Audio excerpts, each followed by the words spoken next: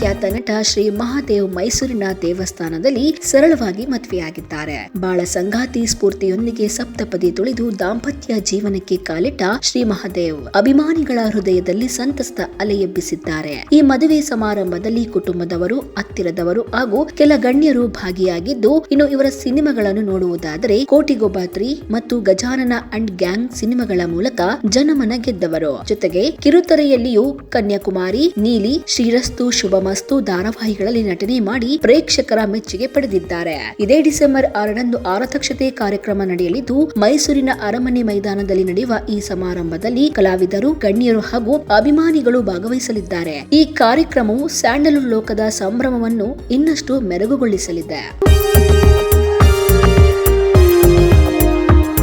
ನೋಡಿದ್ರಲ್ಲ ವೀಕ್ಷಕರೇ, ಇದೇ ರೀತಿಯ ಇನ್ನಷ್ಟು ಹೊಸ ವಿಡಿಯೋಗಳಿಗಾಗಿ ನಮ್ಮ ಸಪ್ತಶ್ವ ಟಿವಿ ಕನ್ನಡ ಚಾನೆಲ್ನ ಸಬ್ಸ್ಕ್ರೈಬ್ ಮಾಡಿ, ಲೈಕ್ ಮಾಡಿ, ಶೇರ್ ಮಾಡಿ. ಧನ್ಯವಾದಗಳು.